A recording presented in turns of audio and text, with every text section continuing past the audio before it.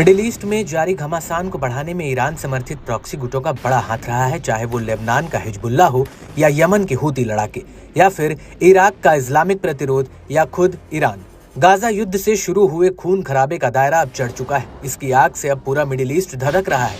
Yemen के Houthi विद्रोही लाल सागर के लिए एक बड़ा खतरा बने हुए हैं। हालात लगातार विकराल रूप लिए हुए हैं।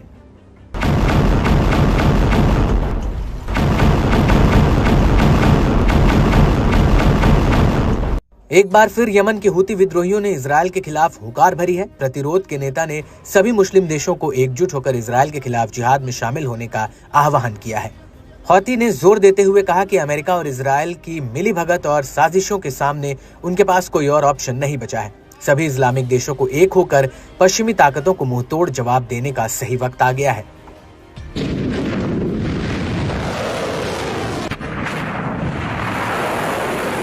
अब्दुल मलिक अल हौती ने इस्लामिक देशों को एकजुट करने की अपनी कोशिश के दौरान कहा, अगर अरब और मुसलमानों ने जिहाद के लिए कुरान और आस्था के पहलू को अपनाया होता तो वो फिलिस्तीन और पूरे इलाके को इजरायल के खिलाफ सुरक्षित रख सकते थे।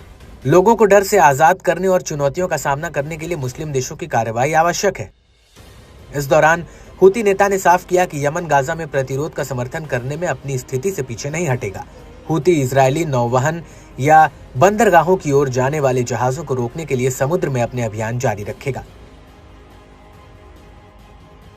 इसके अलावा हूती नेता ने अरब और मुस्लिम नेताओं पर अपना गुस्सा भी जाहिर किया। अल हौती ने गाजा के समर्थन में खोखली अपीलों के साथ खोखले शिखर सम्मेलनों और बयानों को बेकार और दिखावटी बताया। उन्होंने कहा कि वाशिंगटन और तेल अवीव पूरे इलाके को अपने कब्जे में करने पर तुले हैं। मुस्लिम देशों को गाजा और लेबनान और अन्य जगहों पर प्रतिरोध का समर्थन करना चाहिए। फिलिस्तीन, लेबनान, सीरिया, जॉर्डन और मिस्र में पिछले दशकों में इजरायल ने बड़े अपराध किए हैं, जिन्हें अमेरिका से बखूबी समर्थन मिलता रहा है। इसके लिए अमेरिका की मिलीभगत के लिए जवाबदेह ठहराया जाना चाहिए। साथ ही ब्रिटेन और फ्रांस ने भी फिलिस्तीन पर इजरायलियों को बसने में मदद की है।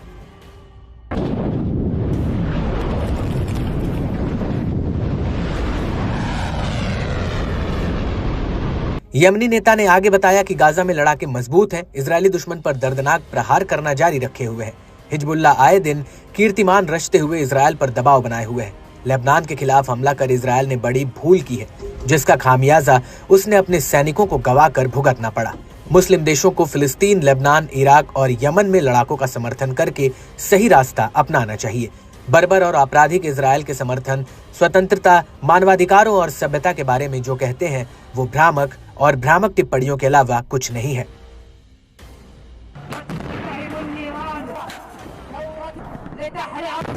हूती नेता ने अमेरिकियों, ब्रिटिश और फ्रांसीसी और जर्मनों के खूनी इतिहास की ओर इशारा करते हुए कहा कि उनके आपराधिक रिकॉर्ड में बेहद क्रूर तरीकों से लाखों लोगों की हत्या शामिल है।